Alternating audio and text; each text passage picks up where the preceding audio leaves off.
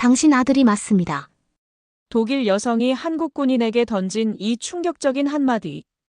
1년 반 동안 연락이 끊어진 사이 혼자서 아기까지 낳았다는데요. 한 번도 만난 적 없는 한국 시부모는 어떤 결정을 내렸을까요? 정말 우리 손주라면 한국으로 오세요.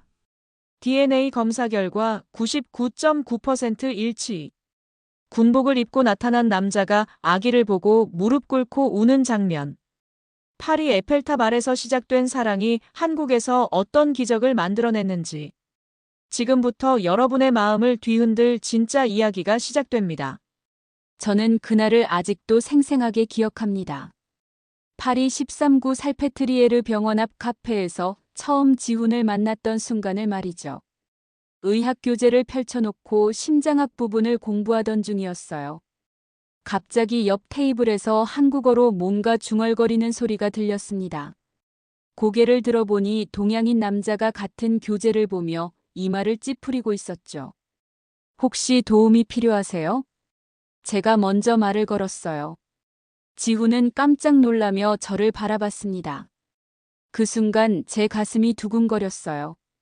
깊고 진실한 눈빛이었거든요. 아, 네.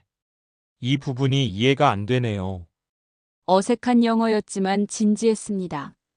저는 독일에서 의학을 전공하다 파리로 교환학생을 온 상황이었고, 지훈은 한국에서 의사가 되어 파리에서 레지던트 과정을 밟고 있다고 했어요.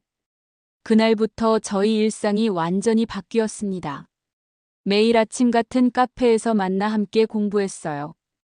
지훈은 제게 한국 의료 시스템에 대해 열정적으로 설명해 주었죠. 한국 응급실은 24시간 언제든 환자를 받아요. 의료진들이 정말 헌신적이거든요. 그런 지훈의 모습에 점점 빠져들었습니다. 의학 지식뿐만 아니라 환자를 대하는 마음가짐까지 배울 수 있었어요.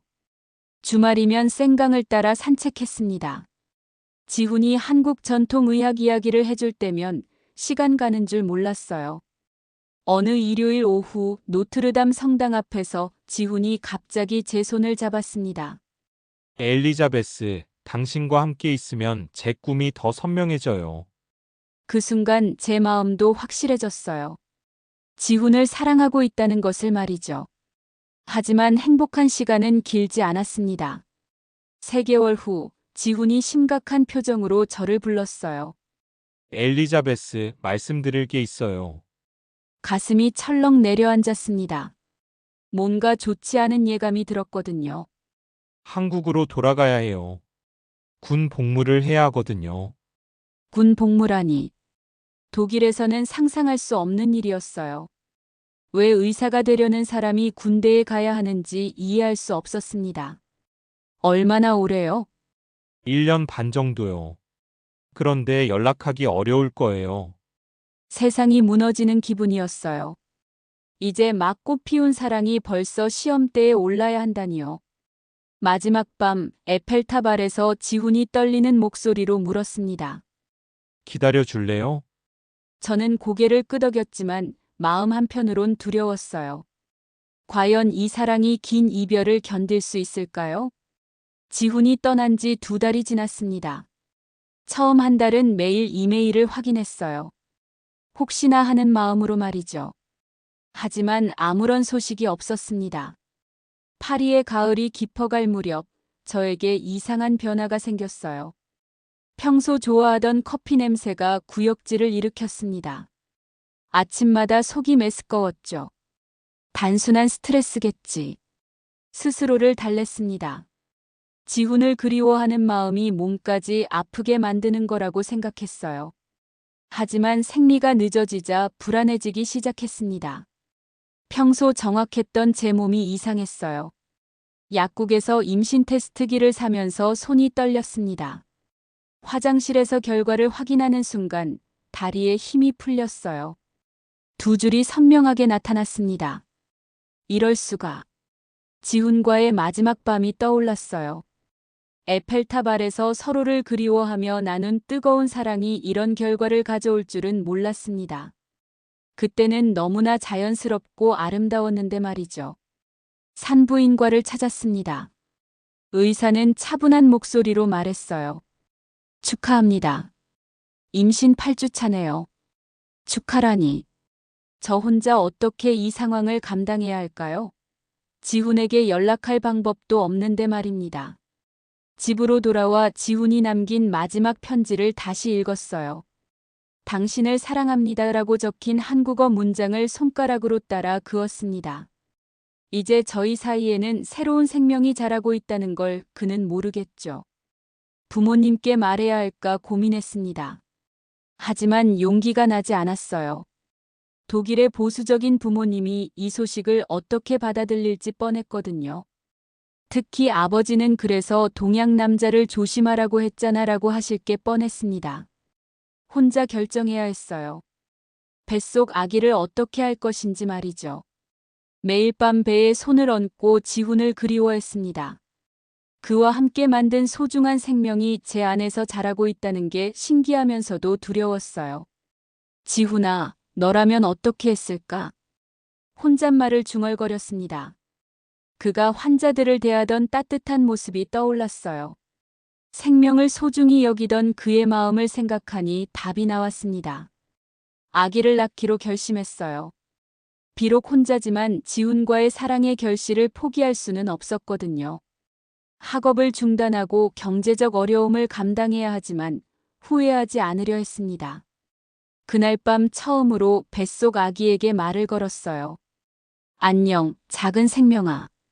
엄마가 너를 지켜줄게. 임신 4개월이 되자 더 이상 숨길 수 없었습니다. 배가 조금씩 불러오기 시작했고 입덧도 심해졌어요.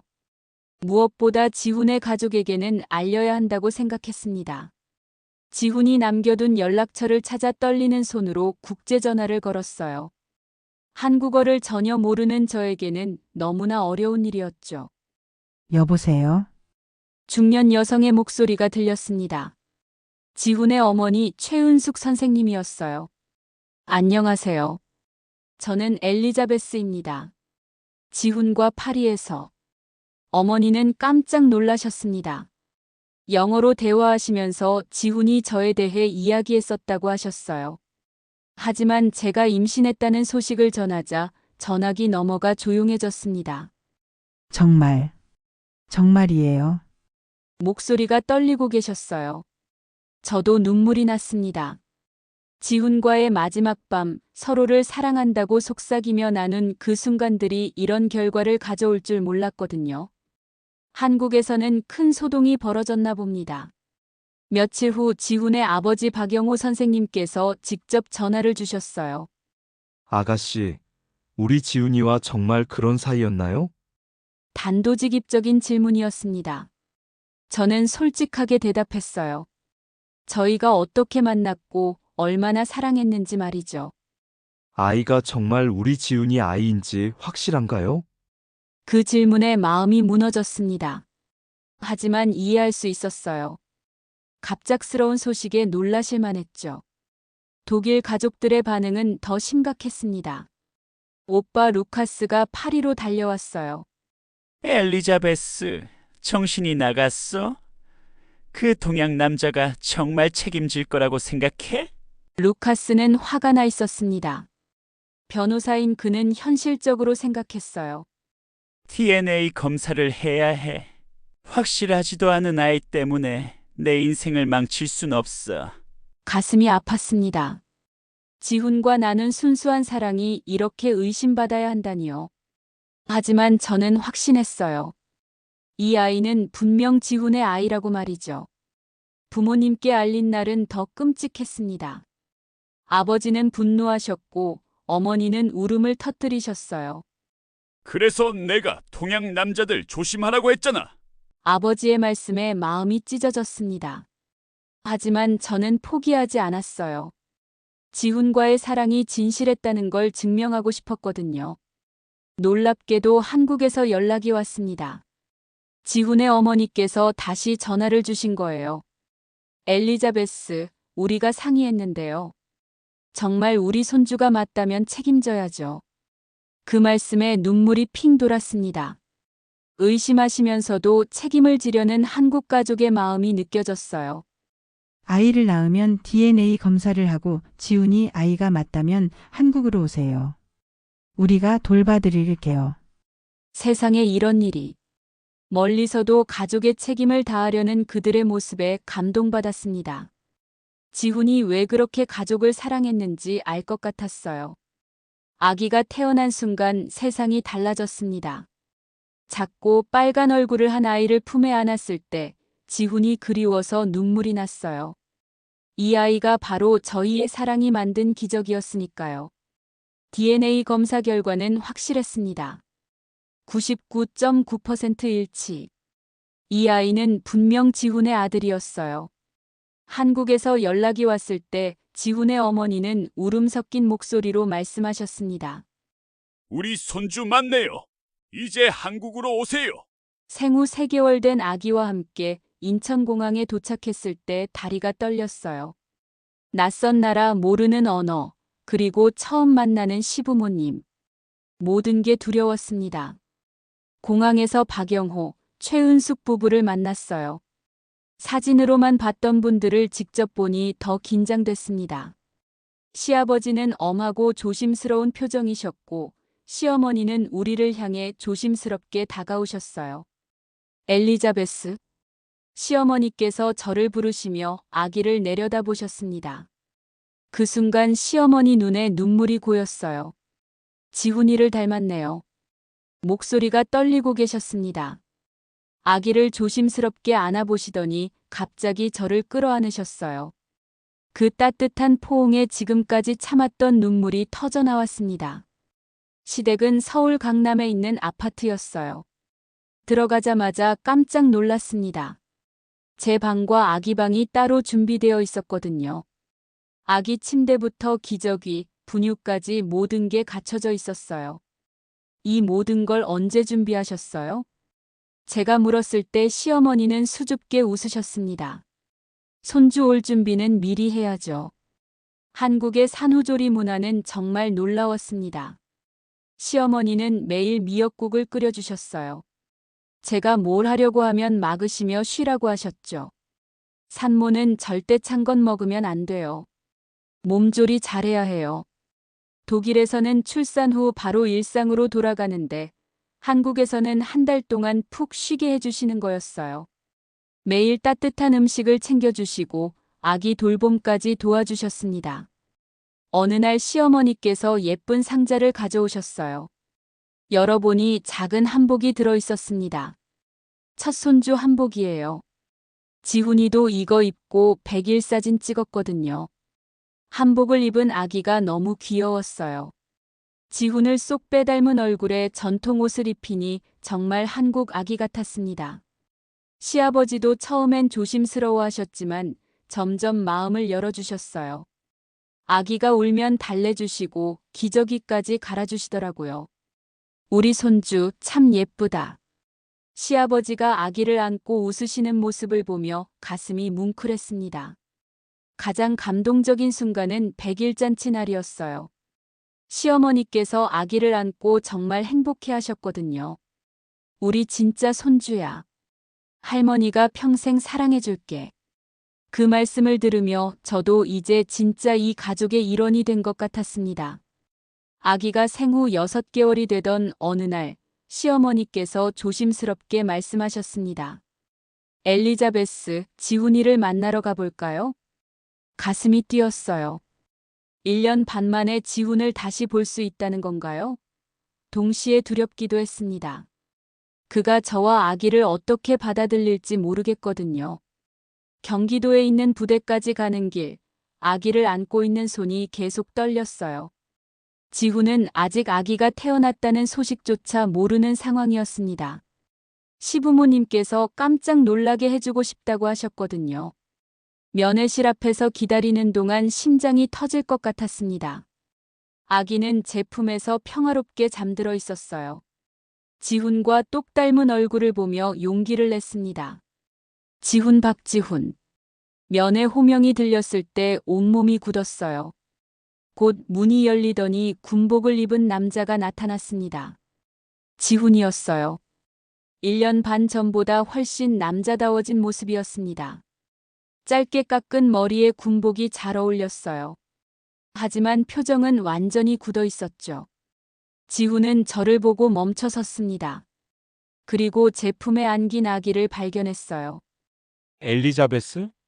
저 아기는? 목소리가 떨리고 있었습니다. 저는 아무 말도 할 수 없었어요. 너무 오랜 그리움과 원망, 사랑이 한꺼번에 밀려왔거든요. 앉아라, 지훈아. 시아버지께서 엄하게 말씀하셨습니다. 지훈은 로봇처럼 의자에 앉았어요. 눈은 계속 아기를 바라보고 있었죠. 이 아기가 내 아들이다. 시아버지의 선언에 지훈의 얼굴이 새하얗게 변했어요. 아빠. 뭐라고요? DNA 검사까지 했다. 99.9% 일치야. 지훈이 저를 바라봤습니다. 눈에는 충격과 혼란, 그리고 뭔가 복잡한 감정들이 뒤섞여 있었어요.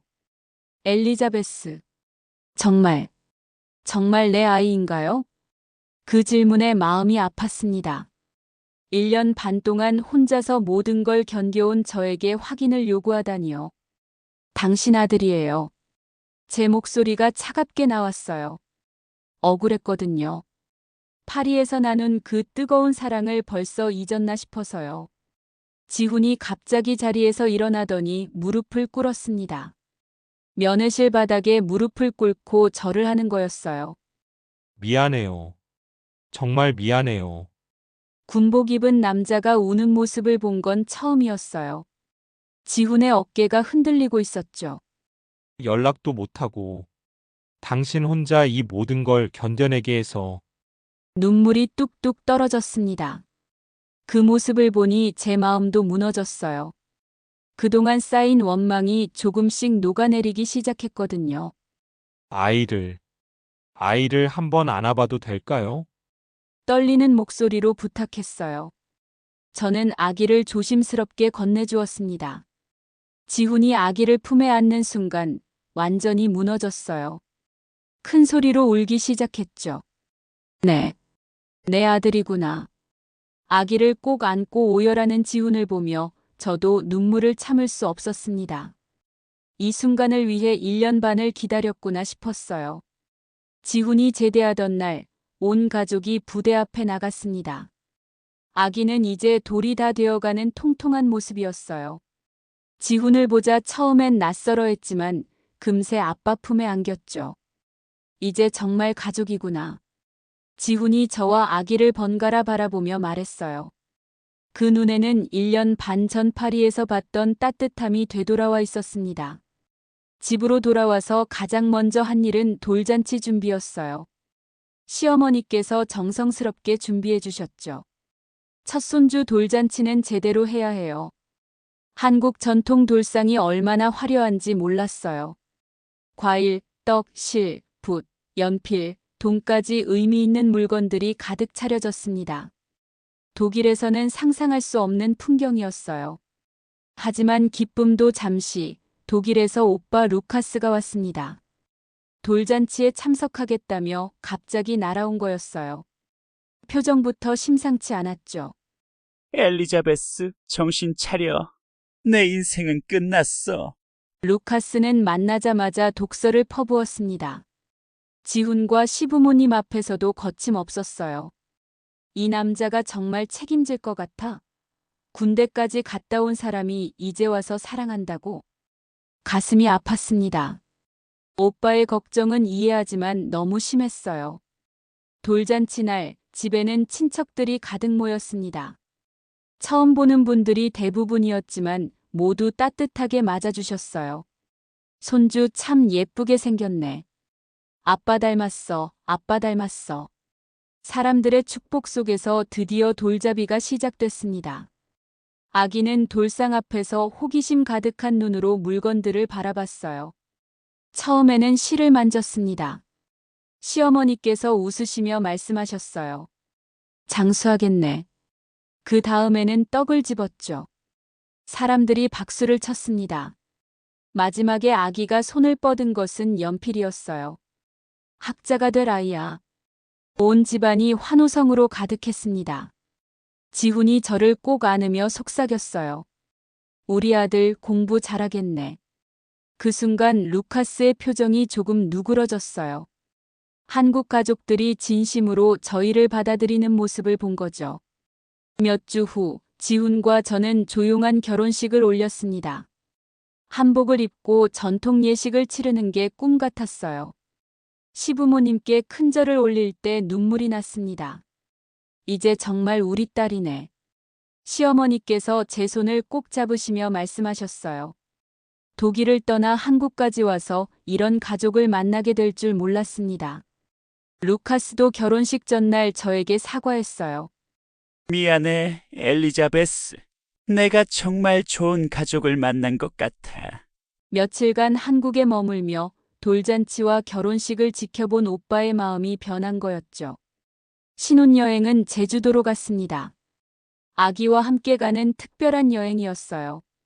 바다를 처음 본 아기가 까르르 웃으며 좋아하는 모습에 지훈과 저는 행복에 겨웠습니다. 엘리자베스, 고마워요. 이 모든 걸 혼자 견뎌줘서. 지훈이 진심 어린 목소리로 말했어요. 파리에서 시작된 사랑이 드디어 완전한 가족으로 결실을 맺는 순간이었습니다. 결혼 후 본격적인 한국 생활이 시작되자 예상치 못한 문제들이 하나씩 나타났습니다. 가장 먼저 부딪힌 건 음식이었어요. 아침마다 시어머니께서 차려주시는 한식이 고마웠지만 매일 김치와 된장찌개는 버거웠습니다. 특히 김치 냄새가 온 집안에 배는 게 힘들었어요. 독일에서는 아침에 빵과 버터, 치즈를 먹었거든요. 어느 날 아침 저도 모르게 말이 나왔습니다. 혹시 가끔은 빵을 먹어도 될까요? 시어머니 표정이 굳어지셨어요. 제가 한국 음식을 거부한다고 생각하신 모양이었죠. 우리 지훈이도 어려서부터 이런 음식 먹고 컸는데. 그 말씀에 죄송한 마음이 들었습니다. 하지만 매일 똑같은 반찬들을 보면 식욕이 떨어지는 것도 사실이었어요. 언어 문제는 더 심각했습니다. 한국어를 배우려고 노력했지만 높임말이 너무 복잡했어요.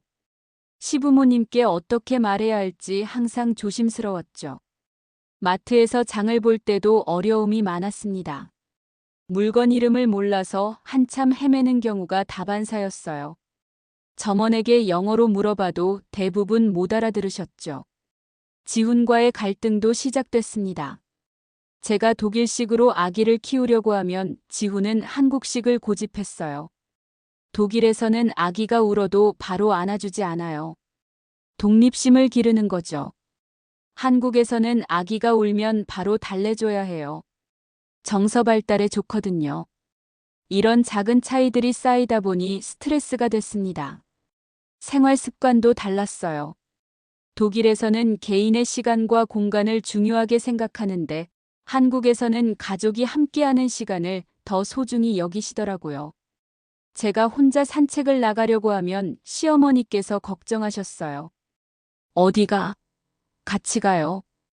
개인적인 시간이 필요할 때도 있다고 설명드리기가 어려웠습니다. 가장 힘들었던 건 예절 문제였어요. 식사할 때 젓가락 사용법부터 어른께 인사드리는 방법까지 배울 게 너무 많았습니다. 실수할 때마다 시아버지 표정이 굳어지시는 게 느껴졌어요. 어느 날 정말 지쳐서 지훈에게 털어놓았습니다. 과연 내가 여기서 잘할 수 있을까? 매일이 시험 같아. 지훈도 이해한다며 위로해줬지만 근본적인 해결책은 없었어요. 그런데 놀라운 일이 생겼습니다. 독일에서 어머니가 오신 거예요. 손주를 보러 오셨다고 하셨죠. 처음에는 두 어머니가 만나는 게 걱정됐습니다. 문화가 너무 다르셔서 갈등이 생길까 봐서요. 하지만 예상과 달리 두 분은 서로를 존중해 주셨어요. 독일 어머니는 한국 음식을 배우려고 하셨고 시어머니는 독일 빵 만드는 법을 궁금해 하셨습니다. 음식은 달라도 손주 사랑하는 마음은 같네요. 시어머니께서 웃으시며 말씀하셨어요. 그 순간 제 마음도 한결 가벼워졌습니다. 두 어머니가 함께 요리하시는 모습을 보며 깨달았어요. 서로 다른 문화가 조화를 이룰 수 있다는 걸 말이죠. 아이가 7살이 되어 초등학교에 입학하던 날 가슴이 두근거렸습니다. 한국에서 태어나 자란 아이지만 엄마인 제가 외국인이라는 게 걱정됐거든요. 입학식에서 다른 학부모들의 시선을 느꼈어요. 호기심 어린 눈빛들이었지만 여전히 부담스러웠습니다. 아이가 학교 생활을 잘할 수 있을까 싶었죠. 걱정은 현실이 됐습니다. 학교에서 돌아온 아이가 풀이 죽어 있더라고요. 엄마, 친구들이 이상한 걸 물어봐. 뭘 물어보는데? 엄마는 왜 말이 이상하냐고. 다른 엄마들과 다르다고. 가슴이 찔렸습니다. 아직도 한국어 억양이 어색한 제 모습이 아이에게 부담을 주고 있었던 거예요. 미안해, 우리 아들. 엄마가 한국어를 더 열심히 공부할게. 하지만 아이는 고개를 저었어요. 아니야, 엄마. 엄마 말이 이상한 게 아니야. 며칠 후 학교에서 다문화 가정 아이들을 위한 특별 프로그램이 있다고 연락이 왔습니다. 처음에는 차별적인 느낌이 들어 거부감이 있었어요. 하지만 담당 선생님의 설명을 듣고 마음이 바뀌었습니다. 다양한 문화를 가진 아이들의 장점을 살리는 프로그램이에요. 프로그램에 참여해보니 정말 놀라웠습니다. 아이들이 부모의 모국어를 배우고 다른 나라 문화를 체험하는 시간이었거든요. 우리 아이도 독일어를 가르치는 시간에 자신있게 나섰어요. 친구들 앞에서 독일어로 인사하고 독일 문화를 소개하더라고요. 구텐타크. 이건 독일어로 안녕하세요라는 뜻이에요. 친구들이 신기해하며 따라해보는 모습을 보니 뿌듯했습니다. 정말 감동적인 순간은 학예회 때였어요. 아이가 무대에서 한국어, 독일어, 영어로 자기소개를 했거든요. 안녕하세요. 저는 박민준입니다. 할로, 이히 빈민준. 하이, 아이엠 민준. 관객석에서 박수가 터져 나왔습니다. 아이의 자신감 넘치는 모습에 눈물이 났어요. 그 후로 아이는 완전히 달라졌습니다. 친구들이 제 말이 다르다고 하면 당당하게 대답했어요. 우리 엄마는 독일어, 영어, 한국어 다 할 줄 알아. 너희 엄마는 몇 개 언어 할 줄 알아? 오히려 친구들이 부러워하더라고요. 집에 놀러와서 독일 음식도 먹어보고 독일어도 배우고 싶어 했습니다. 한국의 다문화 지원 정책도 점점 좋아지고 있었어요. 다문화 센터에서 한국어 교육뿐만 아니라 취업 지원까지 해주더라고요. 저도 그곳에서 다문화 상담사 자격증을 땄습니다. 저처럼 한국에 온 외국인들을 도와주고 싶어요.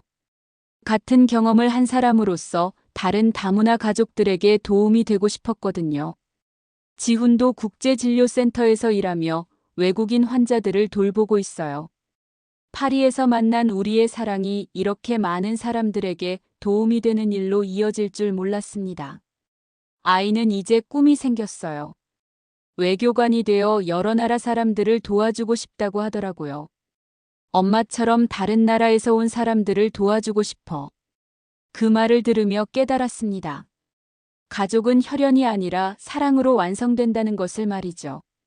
처음엔 낯설기만 했던 한국이 이제는 진짜 제2의 고향이 됐습니다. 파리에서 시작된 작은 사랑이 이렇게 아름다운 가족을 만들어냈어요.